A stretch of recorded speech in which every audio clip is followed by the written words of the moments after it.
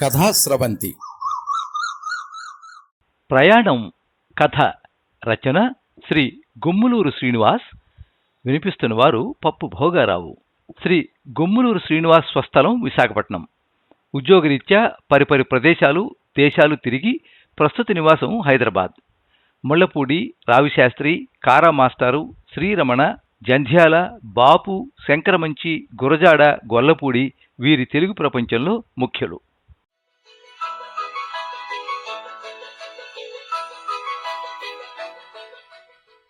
రాముడు, నా మంచినీళ్ళ సీసా ఏది? రాముడని అమ్మ ఒక్కరి చేతే అనిపించుకునే ఆ రామకృష్ణ ఆవిడ పక్కనే కూలబడి, చూసుకోకపోతే ఎలా, ఆ కుక్కానికి తగిలించి ఉంది. కొంచెం తెచ్చుకున్న కోపంతో సీటు కిందనున్న పెట్టెలు, బ్యాగులు అప్పటికి 10వ లెక్క పెట్టుకుంటూ అన్నాడు. ప్లాట్ఫారంలో ఉంది ఆ ఏసీ బోగి. బయలుదేరడానికి ఇంకా 10 నిమిషాలుంది. కానీ జనాలకి ఎక్కడా లేని తొందర, గాభరా. ఎవరు బెర్తులు వాళ్లకున్నా హడావిడిగా అటు ఇటు తిరిగేస్తున్నారు.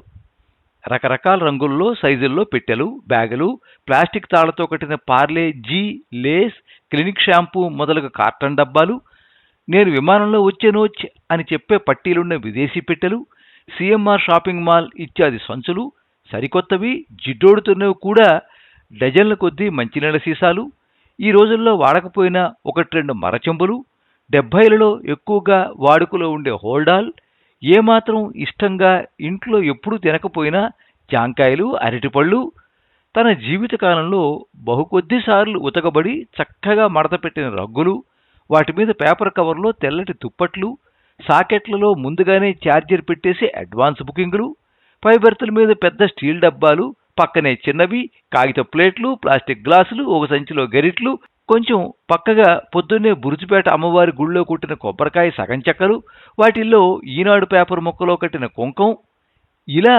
భోగిలో సగం ఆక్రమించి సరిహద్దులు చూసుకుంటూ బెర్త్ నంబర్లు, మిగతా సగంలో ఉన్నవారికి చాలా కాలక్షేపం, కొంచెం చికాకు తెప్పిస్తున్నారు ఆ రామకృష్ణ బంధుమిత్ర సమూహం. మంది మార్పులంతో ప్రయాణాలప్పుడు ఎవరో ఒకరు చటుక్కున నాయకుడైపోయి మందని ముందుకు నడిపించుతున్నాను అని ఓహో అని భావించేసుకుని తనకి తానే వీరతాళ్లు వేసేసుకుంటారు. అలాంటి చిన్నమయ్య పరుగులాంటి నడకతో వచ్చి, ప్రసాద్ ఇంకా రాలేదురా అన్నాడు రామకృష్ణతో. రాలేదా? ఇంకో కొత్త టెన్షన్. కిటికీలోంచి చూస్తే ఆ బుక్ స్టాల్ దగ్గర సితార కొని జ్యోతి చిత్ర బేవారసుగా అక్కడే చదివేస్తున్న ప్రసాద్ అసిస్టెంట్ సురేష్ ఒక్కసారి తన పేరు ఉరుములా వచ్చిన కిటికీ వైపు చూసి పరిగెత్తుకెళ్ళి, సారు అనకాపల్లిలో ఎక్కుతానని మీకు చెప్పమన్నారండి, మర్చిపోయాను అన్నాడు నిజాయితీగా. అమ్మయ్యా, మరి శర్మగారు అనుమానంగా అడిగితే, అప్పుడే పైబర్త్ ఎక్కేశారు, రిలాక్స్ అన్నాడు చిన్నమయ్య. సాధారణంగా ఈ ట్రైన్కి టాటాలు చెప్పడానికి వచ్చేవాళ్ళు చాలా తక్కువ. ఆ వచ్చిన వాళ్ళు కూడా ఎప్పుడు బయలుదేరుతుందా అని అనుకుంటూ ఉండగా హారను, గార్డు ఈలా, ప్లాట్ఫారం మీద స్టేషన్ మాస్టర్ ఈలా, ఈ మూడు కలిపిన ఒక బాగా అలవాటైన శబ్దంతో ప్రయాణం మొదలైంది. ఆలోచనలు మనకిష్టమైనవి, మనసుకు నచ్చినవి, మరింత కావాలనుకునేవి బుర్రలో వైకుంఠపాళీలా అన్ని పక్కలా తిరుగుతూ ఉంటే మన పక్కన ఏం జరుగుతున్నా ఆ ఆలోచనలు చెదరవు. పెదవు మీద కనీ కనబడని చిరునవ్వు చెదరదు. ఒక్కసారి ఆ కుదుపుకి, శబ్దానికి ఉలిక్కిపడి ఫ్యాన్ గాలి నుదుటి మీద పడుతున్న చక్కటి జుట్టుని వెనక్కి సర్దుకుంటూ ఎదుటి బెర్త్ మీద మధ్యలో కూర్చున్న రామకృష్ణను చూసి, నాన్నకి మధ్యలో కూర్చుని తన కుడి చేతిలోకి నాన్న ఎడమ చేతిని పెట్టి, నిజంగానే మనస్ఫూర్తిగానే ఒప్పుకున్నావు కదా నాన్న అని అడిగిన అసందర్భపు ప్రశ్నకి అతని జవాబు తెలుసుకునేందుకు ధైర్యం చాలక నాన్నమ్మ వైపు కిటికీలోంచి చూస్తూ ఉంటే, మృదువుగా తన అరచేతి మీద రాస్తూ ఉంటే అవునన్నట్టుగా అనిపించినా వెంటనే ఆనందపడడానికి చిన్న భయం అడ్డొచ్చింది.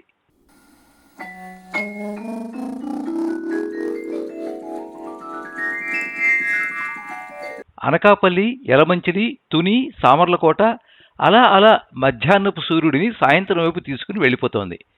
తునిలో సమోసాలు, సామర్లకోటలో టీ, ఇవి కాకుండా స్వగృహ అని ఉంటే చాలు, ఇంట్లో చేసుకున్నట్టే అనేసుకుని కొనేసుకుని తెచ్చుకున్న చేగోడీలు, జంతికలు వగైరాలు కానిచ్చేస్తూ ఉంటే ఒక్కోసారి అనిపిస్తుంది, ఈ దేశంలో ప్రయాణాలు ఇలాగే ఉంటాయేమో, ఇలా ఉంటేనే బాగుంటుందేమో అని.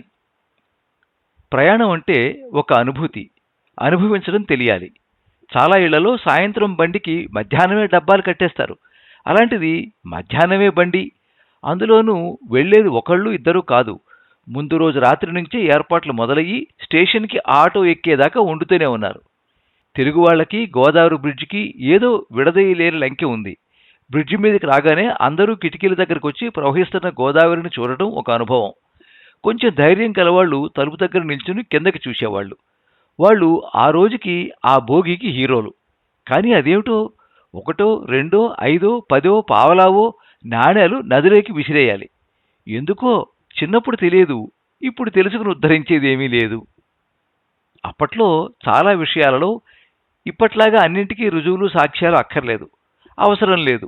భేషజాలు లేని జీవితాలవి. మళ్ళీ వస్తే బావుణ్ణు.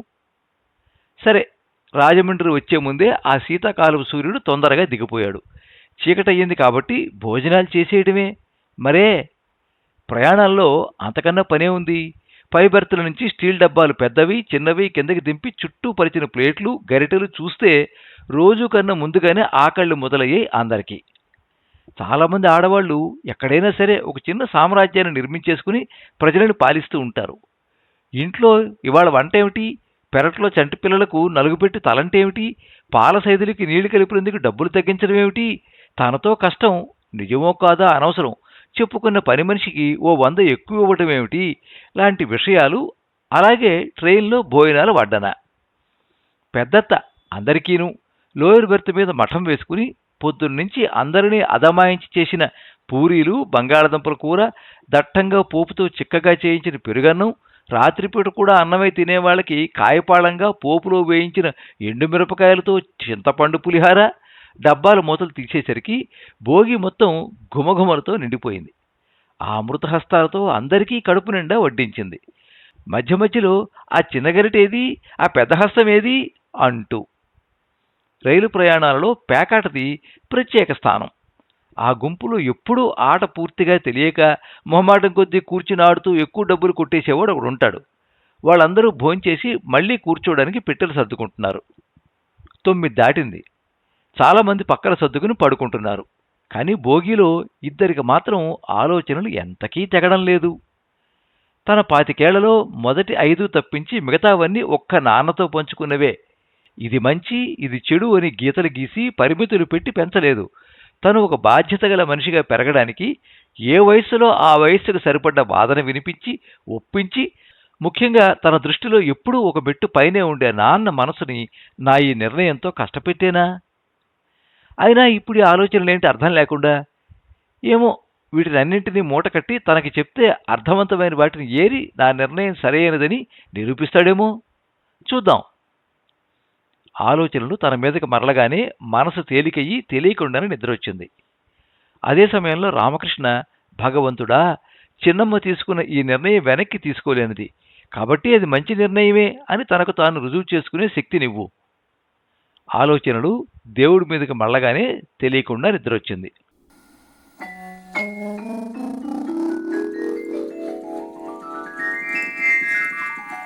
గోదావరి బ్రిడ్జి కొవ్వూరు, నిడదవోలు, టీపీగూడెం, భీమడోలు దాటి పవర్పేట దగ్గర ఆగింది. సిగ్నల్ లేకనో వించెన్ డ్రైవర్కి ఆకలేసి దగ్గరలోనే ఉన్న అత్తారింటి నుంచి క్యారియర్ కోసమో ఆగింది. అక్కడి నుంచి ఏలూరు ఒక పావుగంట ప్రయాణం. ఆ పావుగంట చిన్నమయ్యకి, శర్మగారికి చాలా కష్టంగా ఉంది. కోస్తాంధ్రలో, ముఖ్యంగా గోదావరి జిల్లాలలో ప్రతి చిన్న ఊరు ఏదో రకంగా స్వీట్లకు ప్రసిద్ధి. ఏలూరులో ఎక్కబోయే శర్మగారి దగ్గర చుట్టం. శర్మగారి అప్రెంటిసు మంత్రపుష్పాన్ని అందుకుంటాడని ఏలూరు నుంచి టికెట్ తీయించారు. దానికన్నా ముఖ్యంగా శ్రీ రాజరాజేశ్వరి స్వీట్ హోమ్ ఏలూరు నుంచి తెచ్చే మిఠాయిల గురించి ఆతృతగా ఎదురు చూస్తుంటే ఈ ట్రైన్ ఆగిపోయింది. అందుకే ఒకటే చికాకు. ఒక గుంపుగా ప్రయాణం చేస్తూ ఉంటే ఒక రకమైన ఆనందం. అది వర్ణనాతీతం. అనుభవించాలి అంతే. అందరూ పెందలకడనే భోంచేసేశారు అలవాటు లేకపోయినా. నిద్రపోవడానికి ప్రయత్నిస్తున్నారు రాకపోయినా.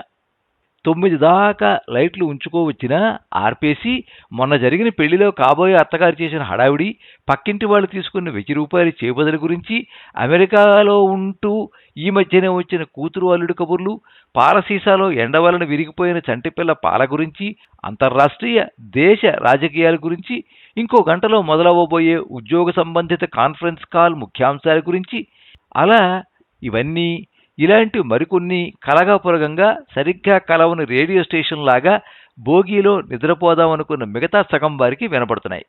నిద్రకి ఆటంకం అవుతున్నాయి. మిగిలిన సగం మందిలో కొందరు బిజీగా ఉన్నారు లైట్లు ఆపకుండా.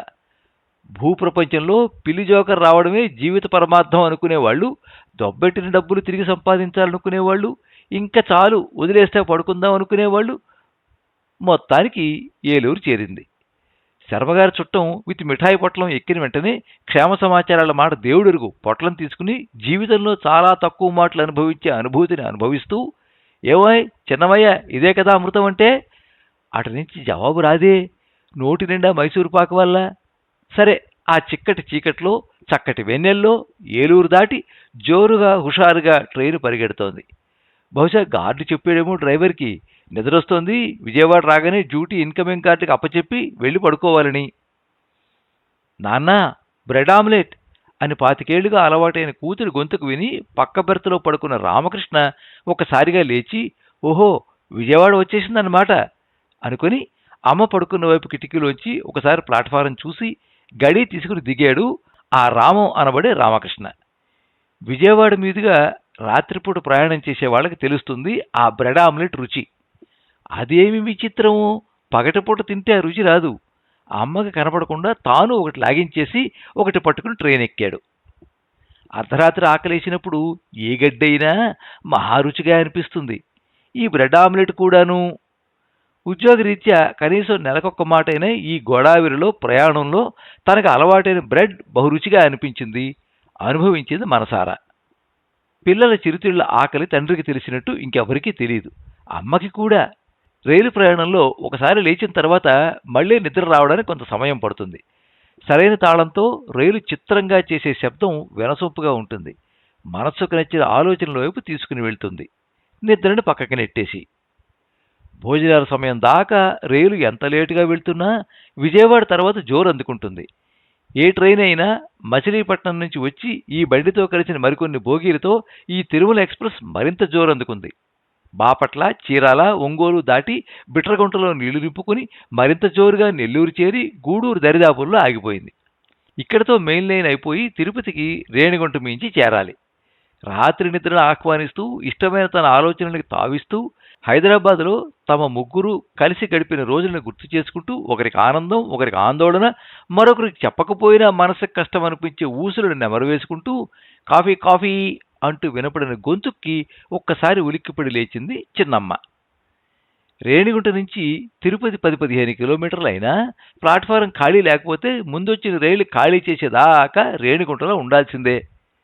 రోజు ఇంట్లో పద్ధతిగా పళ్ళు తోముకుంటారో లేదో కానీ రైలు ప్రయాణంలో మాత్రం బాత్రూంలో దానికి ముందున్న వాష్ బేసిన్ దగ్గర తెల్లారక ముందర రకరకాల శబ్దాలు చేస్తూ పళ్ళు తోమేసి, కాండ్రించి ఉమ్మేసి, ముఖాలు కడిగేసి, ఏసీ బోగీల్లో దెబ్బలాడి మరీ తీసుకున్న నాప్కిన్ భుజాన వేసుకుని అన్ని లైట్లు వేసేసి దిగిపోవడానికి రెడీ అయిపోతున్నారు.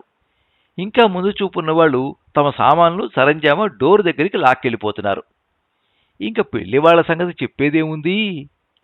పిల్లలు పడుకున్న తీరు బట్టి తల్లిదండ్రులకు తెలుస్తుంది వాళ్ళు ఎంత హాయిగా నిద్రపోతున్నారో లేదో అని. పైబర్త్ మీద పడుకున్న పెద్దక్క కిందకి దిగడానికి చేస్తున్న విన్యాసాలకు ఏమాత్రం అదరకుండా బెదరకుండా పడుకున్న కూతుర్ని అలా తదేకంగా చూస్తున్న రామంకి కోపం వస్తోంది. ఎక్కడ చిన్నమ్మ నిద్రకు ఆటంకమో అని.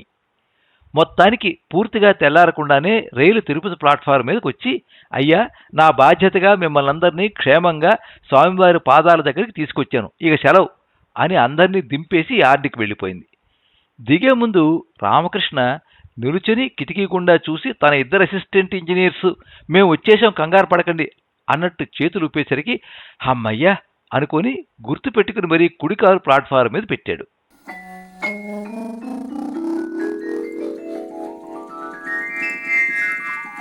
తిరుపతి ప్లాట్ఫారం మీద ట్రైన్ ఆగిన సమయానికే ఒక 600 కిలోమీటర్ల దూరంలో మరో ప్రయాణం మొదలైంది. సగటు భారతీయుడికి బహుశా బహుకొద్ది కాలంలోనే చాలా కాలంగా కలలు ఉన్నవి నిజమవుతున్నాయి. అందులో విమాన ప్రయాణాలు ముఖ్యమైనవి. ఎగువ మధ్య వాళ్ళు మాకి అలవాటే అన్నట్టుగా ఎయిర్పోర్ట్లోకి వెళుతూ ఉంటే మిగతా వాళ్ళు కొంచెం బెరుగ్గా అటు ఇటు చూస్తూ కించిత్ గాభరాతో ముందు వాళ్ళని అనుసరిస్తూ చెక్ ఇన్ కౌంటర్ల దగ్గరికి చేరుకుంటున్నారు. గత ఏడాదిగా తన జీవితంలో ముఖ్య భాగమైన యాదగిరి కారు ఆపగానే చటుక్కుని దిగి ఇటుపక్కొచ్చి డోరు తీశాడు. అటుపక్క డోర్ నుంచి అమ్మ దిగి వెనకాల వస్తున్న మిగతా 2 కార్లలో దిగుతున్న వాళ్ళని చూస్తూ దింపుతున్న బ్యాగేజీని, అదే మిగతా ప్రయాణాలలో లగేజీ అనబడేది, సరిచూసుకుని హమ్మయ్య అనుకుంది. శీతాకాలంలో పొద్దున్నే చలి వల్ల, మంచు వల్ల ఊరికి ఓ 30 కిలోమీటర్ల దూరంలో ఉన్న ఎయిర్పోర్టు ఉన్నా చాలా మటుకు పేర్లు తెలియని చెట్ల మించి వచ్చే మత్తైన గాలి తెమ్మెర. ఇంట్లో 3 గంటల నుంచి బయలుదేరడానికి సిద్ధమవుతూ ఎవరికి వారు వేసుకున్న వాళ్ళకిష్టమైన సెంట్లు. ప్రయాణికులు లోపలికి వెడుతుంటే వాటి మట్టుకి అవే తెరుచుకునే ద్వారాల్లోంచి వస్తున్న వెచ్చటి గాలి, ఇవన్నీ కలిపి కారులోంచి దిగిన 6 అడుగులకి దరిదాపుల్లో ఉన్న ఆ కుర్రాడికి ఒకంత ఆనందంగానూ చెప్పలేని అలజడిగానూ ఉంది. ఒత్తు జుట్టుకి, పొడుగాటి ముక్కు మీద కూర్చున్న కళ్ళజోడికి మధ్యలో నుదుటి మీద 2 రోజుల క్రితం అమ్మ పసుపు ఇంకా ఏవేవో కలిపి పల్చటి గుడ్డలో వడకట్టి వేసిన కుంకం బొట్టు ఇంకాసేపట్లో ఉదయించే సూర్యుడిలా ఉంది. చెక్-ఇన్, సెక్యూరిటీ అయ్యి గేటు దగ్గరికి చేరి అక్కడ ఉన్న కెఫేలో కాఫీ తీసుకుని ఆవిడ దూరంలో చుట్టాలతో అమ్మ చేస్తున్న హడావిడి చూస్తూ ఉంటే పద్ధతులు, ప్రేమలు, ప్రయాణాలు, పెళ్లిళ్ళు, ప్రమాణాలు మారినా అమ్మ మాత్రం మారదు. వంశీ సీట్లో కూర్చునే ముందు ఒక్కసారి తన వెనక 2 వరుసలలో కూర్చుని ఏమిటేమిటో మాట్లాడేసుకుంటున్న తన మనుషులను చూసుకుని సంతృప్తిగా కూర్చున్నాడు. ఎయిర్ హోస్టెస్ అనబడే సన్నజాజి తీగ తన బాధ్యతగా చెప్పవలసిన దాన్ని చెప్పి తనకి ఎదురుగుండా ఉన్న తన కుర్చీలో బెల్ట్ పెట్టుకుని కూర్చుంది. మెచ్చుకోలుగా చూస్తే మనసారా నవ్వింది. అలవాటైన టేకాఫ్ శబ్దాలు వింటూ కళ్ళు మూసుకోగానే ఆలోచనలు తన వైపు మరలి తెలియకుండానే మనసు మరలిపోయిన గతంలోకి వెళ్ళిపోయింది.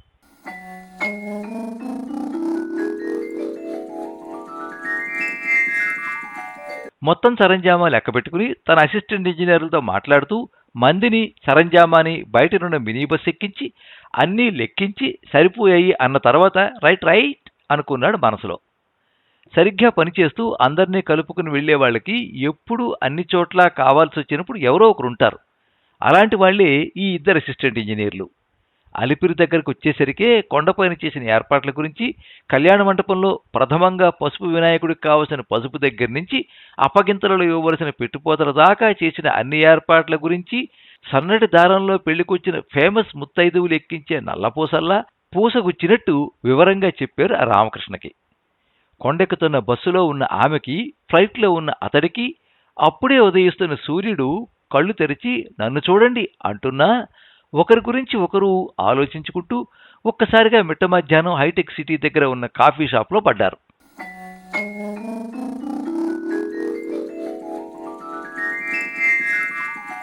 మనం అభివృద్ధి చెందుతున్నాం అనడానికి ప్రామాణికంగా వెలుగొందుతున్న హైటెక్ సిటీ పరిసరాలు నిలువెత్తు నిజాలు. దాంతోపాటే అన్ని రకాల మంచి చెడులు కూడా పెరుగుతున్నాయి.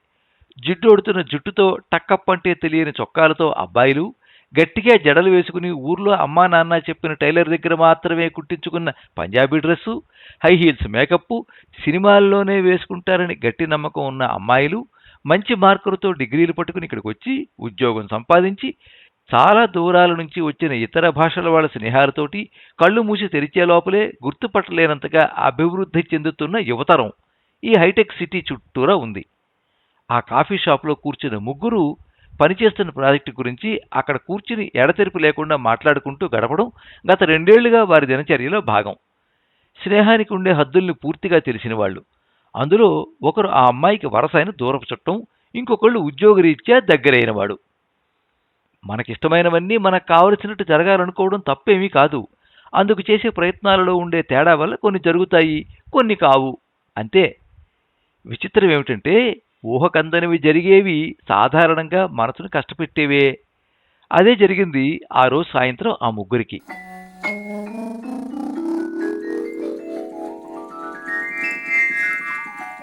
నేటి యువతరానికి ఆకాశాన్ని అందుకోవాలని ఆశపడడం, దానిని సాధించడానికి హద్దులు చెరిపేయడం మామూలైపోయింది. ఇంట్లో పెద్దలు నేర్పించిన మంచి చెడు తూకం వేసి సరిచూసుకుని వాళ్ళకు కావలసిన విధంగా వాళ్ళ జీవితాలను తీర్చిదిద్దుకోవడం వెన్నతో పెట్టిన విద్య అయ్యింది. వారాంతాలు, అందులో సాయంత్రాలు వీళ్ళకి చాలా ఇష్టం. గడిచిన 5 రోజులు ఒక ఎత్తు, ఈ 2.5 రోజులు మరొక ఎత్తు. పడిన కష్టానికి, అలసటకు సెలవు చెప్పి రాబోయే 5 రోజులకి స్వాగతం పలకడం పరిపాటి. ఇంగ్లీష్ వాడు చెప్పినట్టు అన్నింటికీ మినహాయింపులుంటాయి. కొందరు ఈ వారాంతాలనే మొత్తం వారం చేసుకుని జీవితాన్ని వ్యర్థం చేసుకుంటున్నారు. అది వేరే కథ. తాగిన కాఫీలు, తిన్న శాండ్విచ్లు అయిపోయి ప్రాజెక్టు విషయంలో మాటల యుద్ధం అయిపోయి ఆట విడుపుగా దగ్గరైన వాడి కొత్త కారులో ఆ ముగ్గురు బయలుదేరారు వ్యాఖ్యాళికి. అదే కొత్త భాషలో డ్రైవ్కి. ఇప్పుడు 50లో ఉన్నవాళ్ళు వాళ్ళ 20ల ముందు కార్ల కన్నా లూనాలు, టీవీఎస్ 50లు, 1-2 స్కూటర్లు, ఏదో బహుకొద్ది మందికి కార్లు తెలుసు.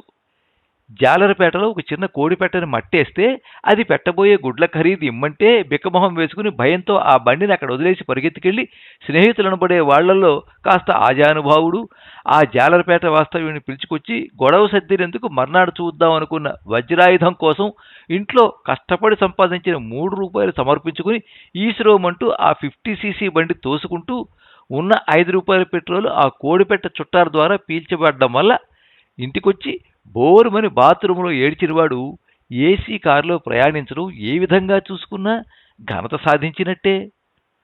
పొడుగైన జుట్టుని పూర్తిగా జడవేసుకుని సగానికి మడిచి ఎర్రటి రిబ్బన్తో కట్టుకుని అమ్మమ్మ దగ్గరుండి వీధి చివరి మస్తాన్ టైలర్ దగ్గర ఆమడు దూరం నుంచే తగలకుండా కొలతలు తీయించి యూనిఫామ్ పంజాబీ డ్రెస్సుతో సైకిల్ వెనకాల క్యారేజీ మీద పుస్తకాల సంచి, ముందు హ్యాండిల్ బార్కి Y Ramaswamy and sons Kotagummam Rajahmundry వారి గుడ్డ సంచిలో అమ్మ పొద్దున్నే వేసిన దెబ్బరొట్టి, అందులో బెల్లం ముక్క, వద్దన్న బలవంతంగా ఇచ్చిన చిన్న హార్లిక్ సీసాలో మజ్జిగ, ముందు రోజు సాయంత్రం గట్టు ఒడ్డునున్న చెట్టు మించి కోసిన లేత మామిడికాయలు, ఈనాడు ఆదివారం పుస్తకం మధ్య పేజీలో కట్టిన ఉప్పు కారం, నచ్చిన వాళ్ళకి ఇద్దామని ఇంట్లో నుయ్యి దగ్గర నుంచి పశువుల సావిట్లోకి వెళ్లే చిన్న కాలువ పక్కన ఉన్న గులాబీ చెట్టు మీద ముద్దగా లేతగా పూసిన పువ్వులు, ఇలా బయలుదేరిన తనకి గుడివేధిలో నుంచి ఒకరు, శెట్టిగారింటి నుంచి ఇంకొకరు, ఆ ఊర్లో ఉన్న అన్ని రకాల రిపేర్లు చేసే దావీది ఇంట్లో నుంచి మరో 2 సైకిళ్లు.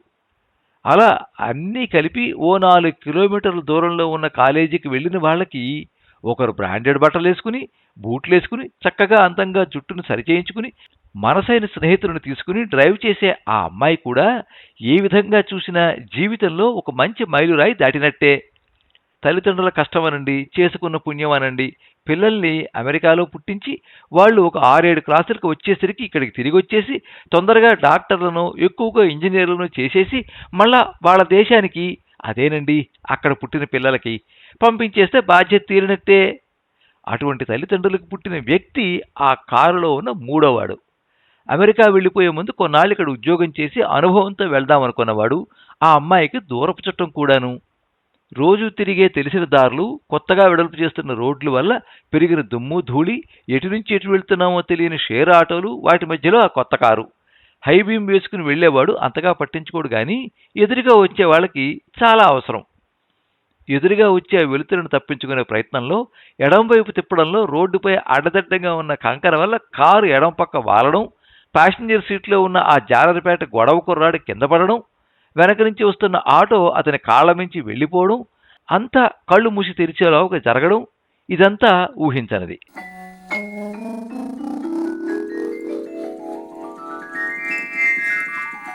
సినిమాలలో చూపించినట్టు ఆసుపత్రిలో ఆపరేషన్ థియేటర్ డోరు మీద ఎర్రలైట్ వెలగడం, నర్సు హడావిడిగా లోపలికి వెళ్లి వస్తూ ఉండడం, డోరు పక్కనే అందరూ కూర్చోవడం, టోపీ పెట్టుకుని కాంపౌండర్ మందులు లోపలికి పట్టుకెళ్ళడం, అద్దాల డోర్లోంచి లోపలికి చూడడం, అలాంటివేవీ ఉండవు. ఒక రకమైన వెన్నులోంచి దడ పుట్టించే నిశ్శబ్దం ఉంటుంది. ఆ నిశ్శబ్దం ఎవరూ ఎక్కువసేపు భరించలేరు. అందులోనూ యాక్సిడెంట్ వల్ల ఆపరేషన్ జరుగుతున్న వాళ్ళ దగ్గర వాళ్ళకి మరీను. ప్రతి క్షణం చాలా ఎక్కువసేపు గుండె కొట్టుకోవడం వల్ల ఎక్కువ మార్లు, స్థిమితం లేని మనసు బాధ, భయం భరించలేక పారిపోవడాలు, ఇలా ఎప్పుడూ అనుభవం లేని కాని వాళ్ళు ఉంటారు. కొంచెం కాఫీ తాగు అన్న అలవాటైన గొంతు విని కళ్ళు తెరిచి వాచ్ చూస్తూ 3 గంటలైంది ఆపరేషన్ మొదలుపెట్టి. ఇంకా ఎంతసేపు అనుకుంటూ ఉండగానే డ్యూటీ డాక్టర్ రూమ్కి షిఫ్ట్ చేశాము, ఓ అరగంట తర్వాత వెళ్ళి చూడొచ్చు అని ఇంగ్లీష్లో చెప్తూ ఉంటే అరగంటకి ఇంకా ఎన్ని యుగాలు గడపాలనుకుంటూ కాఫీ తాగుతోంది చిన్నమ్మ అని కొంచెం ఎక్కువ అభిమానంతో ఆ యాక్సిడెంట్ అయిన వాడితో పిలిపించుకున్న ఆ అమ్మాయి. సాధారణ జీవితాల్లో ఒకరి మీద ఇంకొకరి అభిప్రాయాన్ని ప్రేమ అనో స్నేహం కన్నా ఎక్కువనో చెప్పలేం. ఆ విషయం ఆ ఇద్దరికీ చాలా కాలం పాటు తెలియదు. ఇది అక్షరాల నిజం, సత్యం.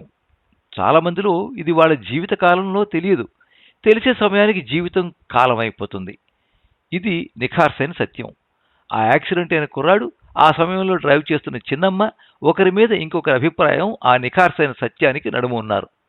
అరగంట దాటడానికి అరయుగం పట్టింది ఆంటీకి, చిన్నమ్మకి. కాఫీ ఇచ్చేది కారులో ఉన్న ఆ రెండో కుర్రాడికి. You can go and see him అన్న నర్సు మాట పూర్తి అవ్వకముందే డోరు తీసుకుని వెళ్ళిన ఆ అమ్మాయి భగవంతుడా అనుకుంటూ సగం కళ్ళు తెరిచి ఉన్న ఆ జాలరపేట గొడవ కుర్రాడు తనకు అత్యంత కావలసిన మనిషిగా ఆ క్షణమే గ్రహించి భోరుమున ఆకాశం బద్దలయ్యేలా ఏడుస్తున్నా కంటి నుంచి చుక్క రాలేదు.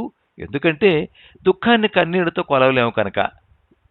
సాధారణంగా జీవితం నేర్పేవి, నేర్చుకుని వంట పట్టించుకునే పాఠాలు మనిషిని మారుస్తాయి. అప్పటికే ఉన్న అభిప్రాయాలకి మరింత మద్దతునిస్తాయి. ఆపరేషన్ అయిన 6 నెలల్లో ఆ ఇద్దరికీ ఒకరి కోసం ఇంకొకరు అని పూర్తిగా తెలిసింది. జీవితాంతం కలిసి ఉండాలన్న సంకల్పం స్థిరమైంది. అన్నీ బాగుంటే అబ్బాయి తరఫు వాళ్ళకి కాదు అనడానికి అవకాశాలు తక్కువ. ఏ తండ్రి అయినా కూతురిని అన్ని విధాలా సరైన వాడికిచ్చి చేయాలనుకోవడం సహజం.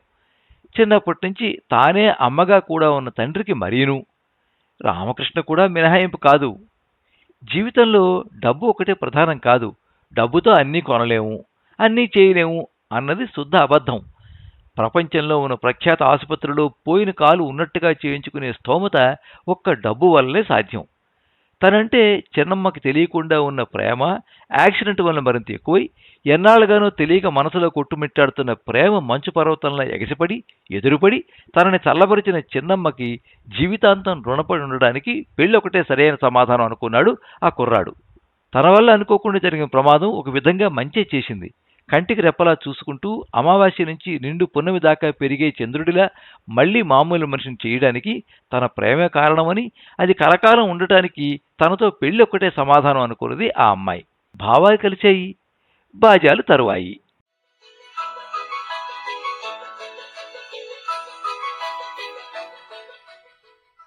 మీరింతవరకు ప్రయాణం కథ విన్నారు. రచన శ్రీ గుమ్మలూరు శ్రీనివాస్. వినిపించిన వారు పప్పు భోగారావు. ఈ కథ మీద మీ అమూల్యమైన అభిప్రాయాన్ని కింద కామెంట్ బాక్స్లో రాయండి. ఈ వీడియోని లైక్ చేయండి, మీ మిత్రులందరికీ షేర్ చేయండి. ఇలాంటి మరిన్ని మంచి కథలు వినిపించడానికి ఈ ఛానల్ని సబ్స్క్రైబ్ చేసుకోండి. పక్కనే ఉండే బెల్ ఐకాన్ని క్లిక్ చేస్తే ఇలా అప్లోడ్ చేసే వీడియోల వివరాలన్నీ కూడా మీకు ఎప్పటికప్పుడు నోటిఫికేషన్ ద్వారా తెలుస్తాయి. ఎప్పుడు మీ అభిమానాన్ని కోరుకునే పప్పు భోగారావు. సర్వే జనాః సుఖినో భవంతు. కథా స్రవంతి